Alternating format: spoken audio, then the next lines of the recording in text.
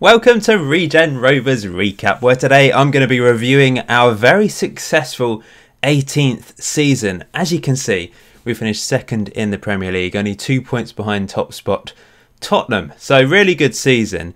I'm not going to be having a look at other competitions in this review. Usually I do. I tend to show all the other leagues and the cup competitions, etc. But I've not actually continued that far into the future because this review it's an important one because we've come to the end of the FM19 cycle.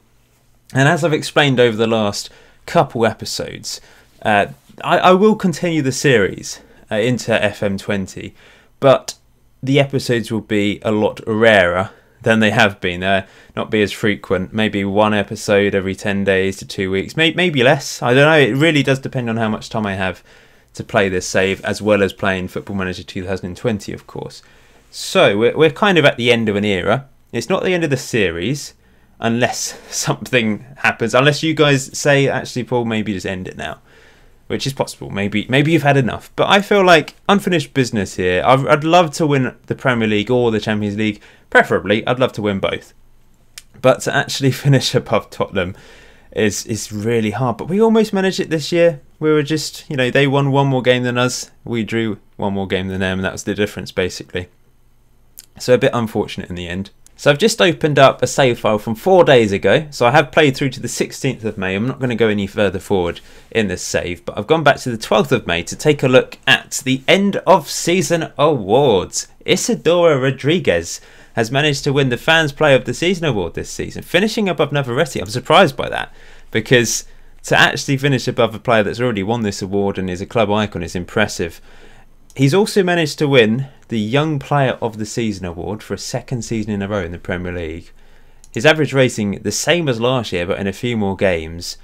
I suppose we expect him to perform. £50 million for a centre-back is a lot of money, but he has performed. He has been so solid. He has improved our defence single-handedly, I think. Like his link-up play with Rios at the back is brilliant. He has just been such a difference maker. His physicals are incredible for a centre-back. Mentally, he's strong. Physically, he's excellent as well. He scored 6 goals in all competitions this year. 4 Man of the Match awards. What a player he is. And yeah, maybe you can't argue with him winning it. Of course, you guys voted him Player of the Season last year via Twitter. And you can vote for your Player of the Season again this year in the usual way. Just head over to Regen Rovers on Twitter and vote for your Player of the Season. For me, it's probably going to be Kotasek, and we'll have a look at him in a second. I'll probably analyse the players a bit more. Remember, I used to have the Regen Rovers extra videos, Revelations, and I stopped doing them after sort of the first 3 seasons, I think, and just combined it more with the recap. But I haven't really analysed the players to a great deal, and I do want to have a look at the likes of Mark Ball, just show his decline, but also how he still is a top striker. It's just his pace and acceleration have dropped off quite a bit. So we'll have a look at that. Shout out to Navarrete, finishing second. Really good season from him. Safet Kalechi as well, third. That surprises me. I'm surprised he's finished third. Yeah, that's unusual really, because there's some better performing players than him average rating wise. This is the team of the season for us. Our best 11 and the subs. Probably can't argue with that. I mean, Aloysi's in there. I would probably say he had a better season than Van den Broek. Not average rating wise though, but he had some standout performances, that's for sure. Van den Broek had a terrible injury at the start of the season, so that's probably why Aloysi's got in there, because he did appear in more games this year, I suppose. Antonello, good debut year from him in goal. I like him. Pulls off some good saves. Strangely, his ability. Goalkeeping coach 3.5 stars. My assistant thinks he's only a 3-star player. It's because the whole team has improved though. So that's the ratings in comparison to the rest of the team, of course. Isidora Rodriguez picks up Young Player of the Season and Signing of the Season as well. Now, Goal of the Season is Van den Broek, but my Goal of the Season is going to be someone else. But let's have a look at Van den Broek's goal. It was in the Hampshire Senior Cup, but I don't think these goals should really count towards Goal of the Season, because we tend to score quite a few bangers in this particular competition, and Van den Broek scored twice in this game. Helped him actually, because it was after his injury and he was trying to find some form, and it really did give him a boost. Where are they now? There's a few things here. The best 11 from the overall best 11. So the overall best 11, we know there's been a few problems with this, but this is currently the overall best 11 according to the game. So Okoro, let's just have a look at each player. Okoro, obviously, still here, signed a new contract. Assini, still playing for Glebe at the age of 33. Rios, of course, is still here. Fantastic centre-back. Great to see him in the overall best 11 now. Lucas Long, strange to see him in this best 11. He's moved to Western Sydney. I think, personally, you know, Matthew Avison should be in there instead, really. He's now a manager, by the way. Been a manager of Hythe since 2034, after retiring from Torquay. Matt Smith has moved into the best 11 as of this season. Good to see him there. Cochrane has moved to Walsall. He did move to Millwall for 100k, but he's moved to Walsall on a free in League One and had an okay season, I suppose. Perry Miles, he's also playing at Glebe along with Assini. I don't even know where Glebe are. Whereabouts are they in the country? I just don't know. But they're playing in the Northern Premier Division 1, so I suspect they're in the north.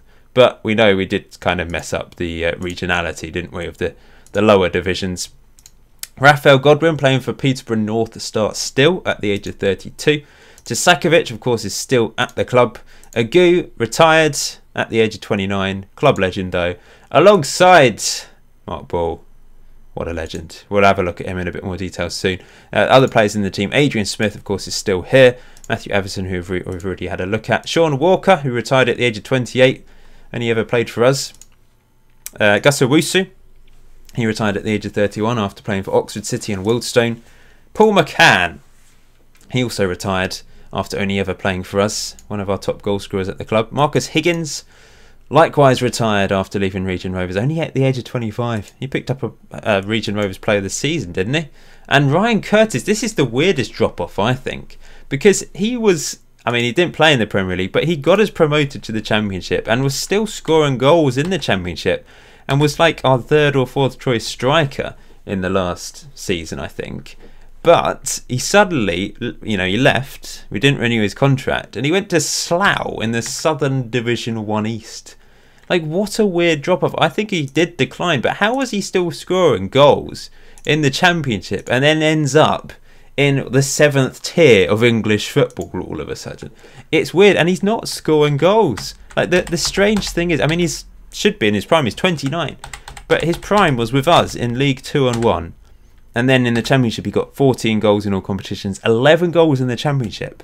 Only 2 or 3 seasons later, he's playing in the 7th tier, only scoring 6 goals. What the hell happened to Ryan Curtis? Poor guy, he was a beast for us, and he's 29, he's not old. Just weird how he just really did drop off.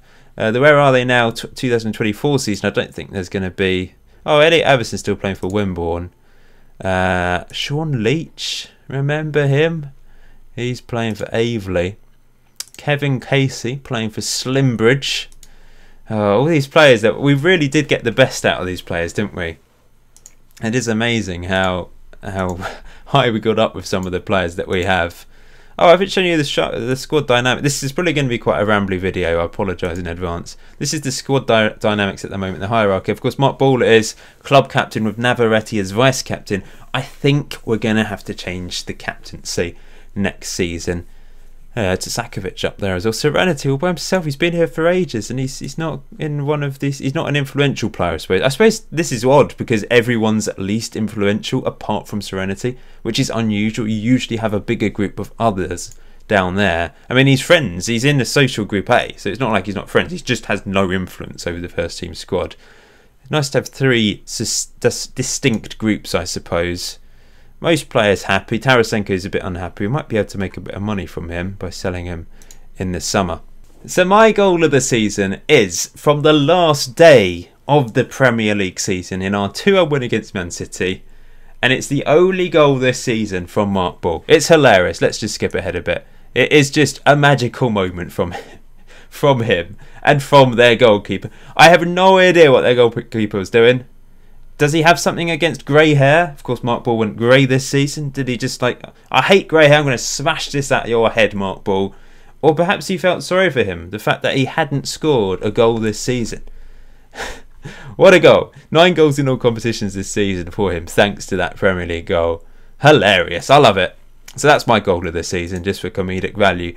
I was saying that Isidoro Rodriguez has picked up the Young Player of the Season award for a second time in a row. Well done to him. I find it strange that 24-year-olds can win this competition. Don't think that's right, to be honest. He's also in Team of the Year with Navarrete, despite the fact Navarrete only scored 14 Premier League goals, which is quite light as a striker, isn't it? But it's his overall play that benefits the squad, isn't it? It's a mix. Rodriguez has dedicated the award to me, which is very nice. And we're improving the youth level of the club, which is nice. Let's just have a quick look at the facilities. Then I'll show you the statistics of the players this season. So we're a 4-star reputation continental club. We're rich. A key player these days is Kotasek.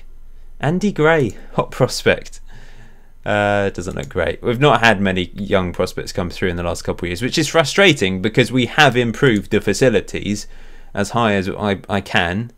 Excellent training, excellent youth facilities. There's probably another notch we can go up. Of course, we're playing in Mark Ball Park now, which is great to see. Plumbing Park is still here, still being used. So our training, I mean, they're all together, but the training facilities, we often play on Plumbing Park, just if we want to have to play on a full-size pitch in decent condition.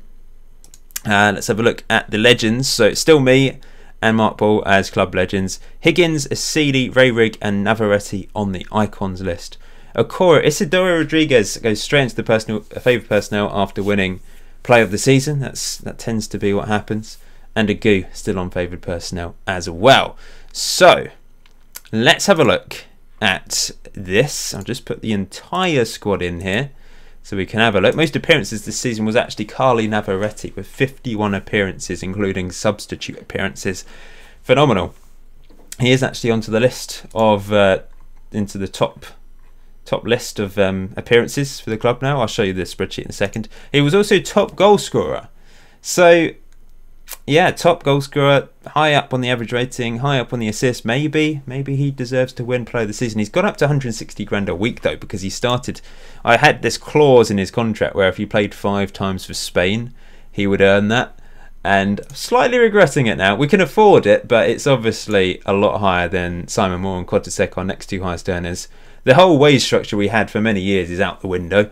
But I suppose I never really had one. It was just because I couldn't afford to pay the wages that I didn't pay, you know, ridiculous amounts. For the first couple of years in the Premier League, we were still paying like 20 to 30 grand a week to our players. Quite funny, really. But next year, we need to continue to push on, don't we? We really do. Assist wise, Kotasek most assists. I'm not sure why. Oh, Andy Gray was out on loan. He had a good season out on loan wherever he was. Western Supermare. Yeah, great season from him.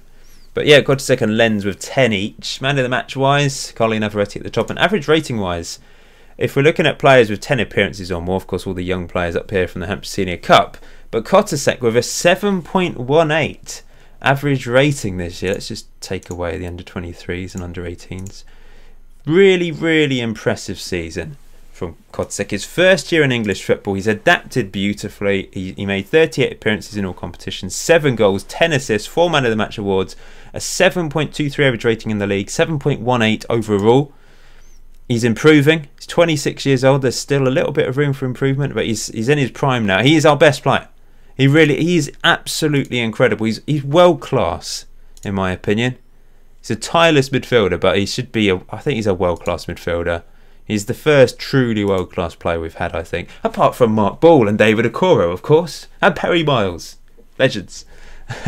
But yeah, he's my player of the season because he has made such a difference to our central midfield. And I think last year we improved the defence by signing Isidoro Rodriguez, Matt Smith coming in permanently and improving as well. This year we brought in Laurent, which further improved our back line. But this season, I think in particular, we have improved our midfield by signing Kotasek. He has made such a big difference. Previously, we struggled to get midfielders getting over a 7 average rating. This year, he's blitzed it and he's finished top of the average rating list. That is sensational stuff from him. So for me, he's my player of the season. You might think differently. You might want to go for Mark Ball. Mark Ball. But maybe not Mark Ball this year. Let's be honest. He doesn't deserve to win player of the season. But he's still got it. He's still scoring goals. Navarrete is what I meant to say. Possibly Anthony, if you like his style as a forward. possibly Isidoro Rodriguez. I think those are probably the most obvious options. Oh yeah, I want to show you the player spreadsheet. I'm rambling, sorry. I hope you enjoy these sorts of rambly videos where I just go off on a tangent really. Okay, here we go. That's the stats page. So second in the Premier League. It looks so good. 69 goals scored, 30 conceded. So better than last year. The only thing I need to fill in is the Twitter winner for the Player of the Season award. Look at Mark Ball. 9 in a row. Absolutely incredible from him. Couldn't quite get to 10. Isidoro Rodriguez won it last year. That's quite strange seeing Mark Ball not winning the Twitter Player of the Season award last year. He wasn't an option, which is if it'd been an option, I bet there'd have been a lot of you that voted for him. Anyway, top goal scorers at the club. Of course, Mark Ball's still leading the way with 260 goals for Regen Rovers. Very impressive. We've now got 24 players that have scored at least 20 goals for the club. New additions include I can't remember. Oh, Safet Kalechi and Anthony have both moved onto this list. Both of them have scored in the last 2 seasons enough goals to be on this list. Navarretti's moved up to 5th after 3 seasons at the club. 62 goals in all competitions. Not bad at all. Most appearances, Akora is still leading the way, but Mark Ball not that far behind on 512. He's now appeared for the club over 500 times.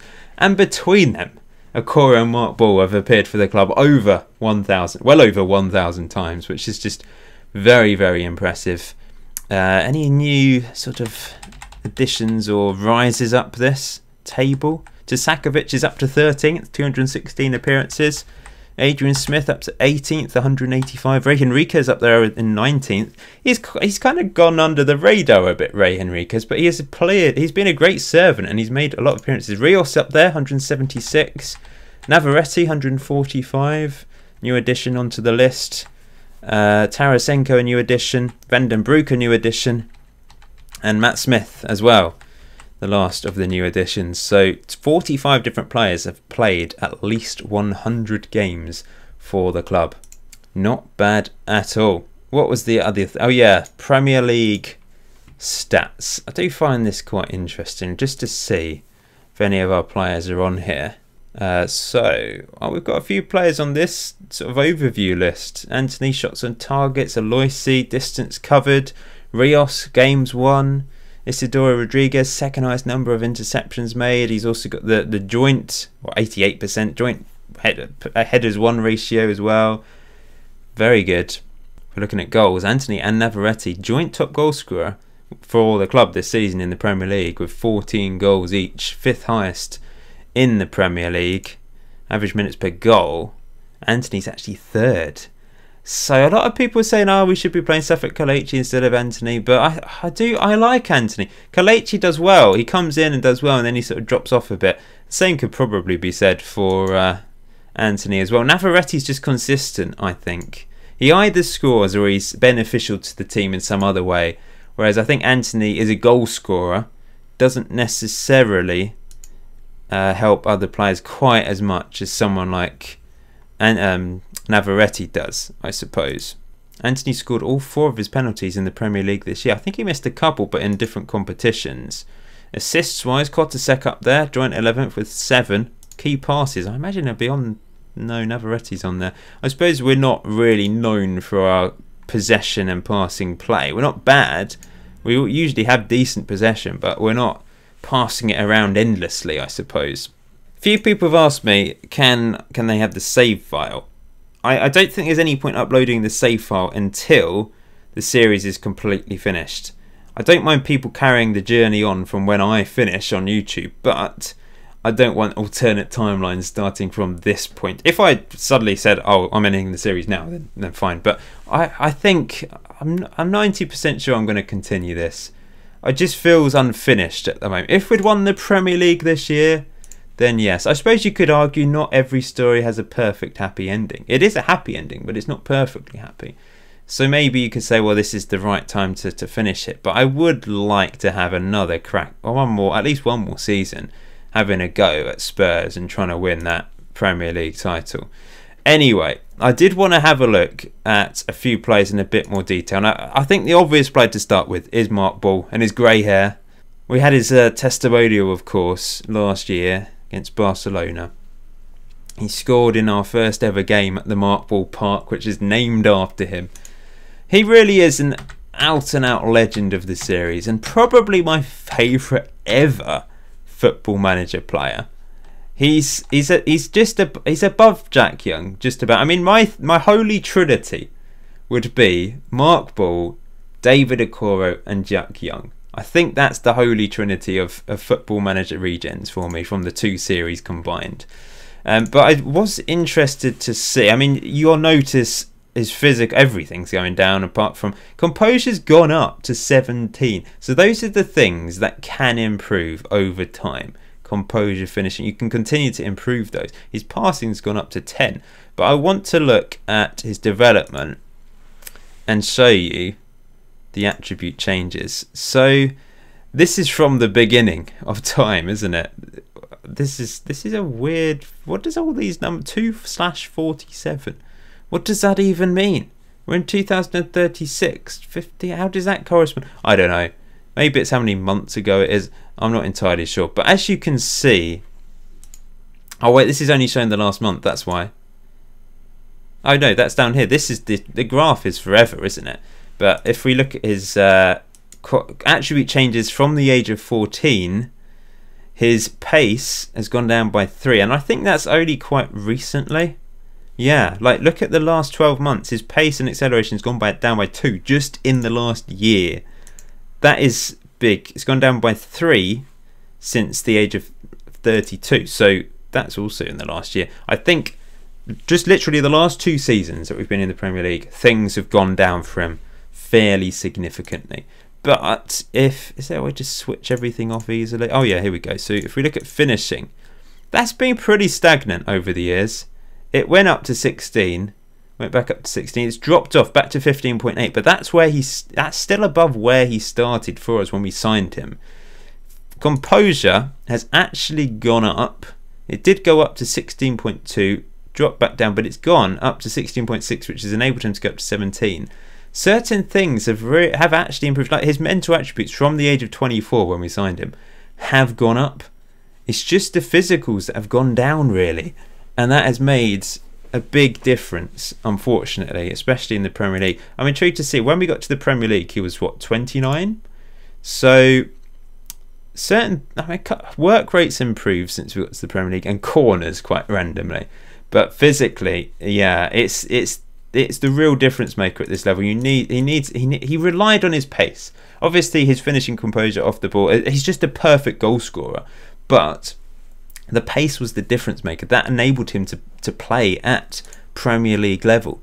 Unfortunately, the pace, look at his vision's gone up dramatically since we signed him, up to 10, and that really has helped, because he does sometimes produce a really good pass. Like 10 on passing and vision is actually quite good for a poacher. So he does bring other players into play and pull off the odd excellent assist. I don't know why his corners have gone up by 12. What is that all about? Not up by 12. It's gone from 6 to 12.2 at its peak. That is bizarre. First touch has gone up. He is a magnificent player. He's worked so hard over the years, and he really has improved. So I've been a bit harsh on him lately, but you know, he is an absolute legend. Only 4 Premier League goals in the last 2 years, but he's continued to score in other competitions. He scored in the quarter-final of the Champions League against Real Madrid, remember? So that is special. Who else do we want to look at? I'm intrigued by Van den Broek, because I was hoping he would push on, but perhaps we don't have the right facilities or the right coaches. If we look at his development since the age of 21, he's actually declined. Determination's gone down by 2, acceleration's gone down by 1. There's a lot of things going down, but haven't necessarily completely gone down. I need to take a look at what's going on for him in training, don't I? But he's definitely not pushed on as much as I hoped he would, which is a shame. A real shame. So perhaps we need better coaches. Perhaps that's something I need to really concentrate on over the summer. I don't know when the next regular episode will be. There might be a week or 2 break, because obviously FM20 has either come out when this video has been released. It hasn't whilst I'm recording this, but it might have already come out when this video is released. So I will need to concentrate on that for a bit. But I'll probably play with the summer in fairly big detail, just to try and concentrate on improving the background of the club as much as possible, because that's something I haven't really focused on a huge amount lately. Serenity then, he has improved, and I do think he's kind of like a championship level, a decent player for most League One teams, potential to be a good championship player. He's not a bad player, he just doesn't fit in with us in the Premier League. It's a shame, because I like him. He's one of our own, he's obviously one of the Patreon players, and he has improved. Like, it's not like he's stayed level, he has improved as a player. So you can see loads of improvements all over the place. +7 on determination. That might be down to some good mentoring, I'm not sure. But yeah, good player, Serenity, but he's just not quite good enough for this level. Matt Smith. I love Matt Smith, but let's have a look at his attribute changes since we signed him permanently 12 months ago. Yeah, nothing's gone up or down by a whole point, but it's a bit, I don't know, it's not great. That can be improved. Physically he's improving. Technically and mentally there's a bit of a mix there, isn't there? So I do think perhaps we need to get better coach. The biggest challenge with this series is not about signing. I mean, it's the very first season or two, it's very hard to find players good enough to do what we want to do. But actually the hardest thing long term is only signing regen coaches and players, regen coaches and staff, etc. That is tough. Who else do we look at? Adrian Smith. Can't imagine he's really changed much, because of course we signed him at the age of 29. So yeah, not a huge amount going on there. Isidoro Rodriguez. Let's have a look just to see, because he is an exceptional player. 12 months. Yeah, so some of our sort of really talented players, I think, are being negatively affected by the fact we just don't quite have good enough coaches. Although Kotasek, on the other hand, has improved. Nothing's gone up entirely by a point, but all the green points are pointing upwards, so that's good. Tsakovic, can't imagine he'll have improved a huge amount. Yeah, bravery's gone down by 1. Everything else up or down. Simon Moore, very recent signing. That's a way to look at recent training. Yeah, I suppose there's not much change there. Navarrete, let's have a look at Navarrete, shall we? So, since the age of 25, he has improved. So our strikers seem to get decent training. Long shots has gone up by 1. Most things are going up gradually, I suppose. David Okoro, how about him? Oh, it's all over the shot. Look at, I mean, this is the most random thing of all. Vision went up to 17 at one point, remember? Oh my, look at the history here. So there's a lot of things that have gone up. And recent times, physically, he's gone down because he's got older. So obviously he's lost his pace. Not that he had much. And agility and balance and those sorts of things. But strength has improved since the age of 18. Leadership has gone up by 6. Vision went up by 6. It went up by 7, actually, at one point, which was really random. He just had this insane vision as a goalkeeper. Of course, his penalties, it was known for his penalties, wasn't he? It's not on here though, is it? Penalties. But yeah, he's legend, absolute legend. Should we have a quick look at Philip Thomas, 21 years old. Now, has he improved since being... there's a mix there. I mean, long throws, decisions, determination, some physicals. But I do think there's something flawed with our training. I haven't really shown the schedule. It's pre-season now, so we can't see. But the units, I've never really played around with this. You've got these goalkeeping, defensive and attacking units. I've never really moved it around. Mentoring, I just get my assistant to do. Let's just see what he suggests for the time being. So he's moved a few players around. Mark Ball has significant influence on that group, so he should be having a positive impact on Brush, Aloysius and Serenity, hopefully. But yeah, coaching wise, there's a lot. We've got plenty of coaches. Some it's not bad though. Look at the star ratings. we're not too bad. Maybe we could improve it slightly. Goalkeeping. I feel like I can improve the goalkeeping coach. Connor Robson isn't the best. He's all right, but he's not the best. He's got like a Continental Pro license, which is what I like, but his actual ratings aren't amazing, I suppose. Financially, the club's in an incredible position. Got a load of money for finishing second in the Premier League. This has come back again, though. This did vanish, but now it's saying the club is projected to fail FFP, and I don't know what happens if we do actually fail it. Obviously, our wages have gone up significantly since a couple seasons ago, probably trebled in the last 3 seasons.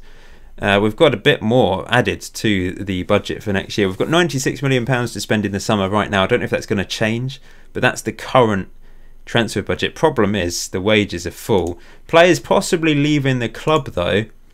Obviously the loan players. I quite like Laurent. He wasn't amazing. Got 5 assists. Brush actually did better than I thought he would. He was the best performing loan player. I suppose I could buy him as backup for Novak, but at the same time maybe I'm thinking perhaps I need to try and improve upon Novak. But I was quite impressed with him this year. Premier League okay, 6.91. Champions League impressive, 7.18. So I don't know. There's positions I can certainly improve. If there's anyone that any positions you think I should definitely improve, or any players I should improve upon, then let me know. But yeah, obviously the loan players are going back. I wasn't particularly impressed with Peter Boyce, but he got a good average rating in the end. But I think I've been put off by a couple really shockers, like the League Cup game, 4.4 against Man City. It was really awful. But overall, he did okay actually. So maybe I could sign him as backup for Matt Smith. I mean, he's young as well. I don't know if Arsenal would sell him, but maybe I could just get him back on loan next year, because I can't just sign I can't sign a quality player in every position properly, can I? But yeah, anyone else? Is anyone leaving? No, because I've extended Mark Ball's contract. Len still has a year. Agra has a year. Enriquez has a year. So there's no one actually leaving the club. But players I think I might sell. Jasakovic has 2 years left on his deal. He's worth 22.5 million, and I've always liked the look of him attribute-wise, and he has done okay. I don't think you guys have really been a massive fan of him, but I think he's been worth what we were paid for him. He's been an okay servant for 3 seasons, but he is a little bit disappointed by his lack of football this year. So it might make sense to sell him and bring in, I probably wouldn't be able to sell him for more than 15 realistically, but bring in a bit of money. I don't know if there's anyone else I want to sell, possibly to Sakovic. He's been a fantastic servant over the years. He's still only 28. Of course, we let him go on a free. Well, I didn't have any choice, did I? Signed a contract with San. In fact, it was because we loaned him. We didn't let him go on a free. He went back to Watford and then went to San Jose on a free, and then we signed him permanently. Since he's rejoined, he's done all right. Scored a few goals, got a few assists. But maybe the time is right to sell him now and let him go. I don't know. What other thing? I mean, it's a player that we've got Lens, and we've also got Simon Moore, our new first choice left winger. So it's difficult. It's difficult. He actually was the best performing left winger for us this season, but he tended to play in the weaker games. So that's something you have to consider. I'm tempted to sell Van den Broek. He's not improved. That might be my fault, but there's some money available. Possibly some money available there. I think I had the opportunity to sell him a year or two ago. I think after his first season, but it was like, I think about 30 to 35 million pound bid, and I just didn't see the point considering we bought him for 25. But I'd probably accept 35 million for him now, being realistic. I probably would. I wouldn't mind signing Aloisi on a permanent basis because I like him. He seems to perform well. I don't know. There's things to think about over the summer, and I hope you're still looking forward to the continuation of this series. I think it's right to continue, but be warned, they might not be very regular. At times it might be very irregular, but I'll try and keep you updated on Twitter. because I might play a few more games between each episode, because of the fact that there'll be such big gaps. You'll forget what's happened in a recent episode, whereas if I sort of do more update episodes, then you're more likely to remember, I suppose. I don't know, I haven't thought about it yet, but yeah, I'll try and update you on the Regen Rovers Twitter, my Golden FM Twitter, etc. I'm not very good at using my Golden FM Twitter these days. I just don't really go on it as much as I should, but there we go. But thank you for watching. Thank you for your support on the series so far. It's been a magnificent year. I can't quite believe this has basically been a year's worth of Football Manager content now, and it could be continuing for some time yet. Maybe not a huge number of episodes, but in terms of actual time before the series ends, it could be a while. But yeah, I'm looking forward to it. I'm looking forward to continuing the story. And I hope that Mark Ball continues to score. I hope that we can reach a Champions League final. And I hope that we can win the Premier League. Lots of hopes there. Until next time, enjoy FM19. Enjoy the rest of your day. Enjoy Football Manager 2020 as well. I'll see you very soon.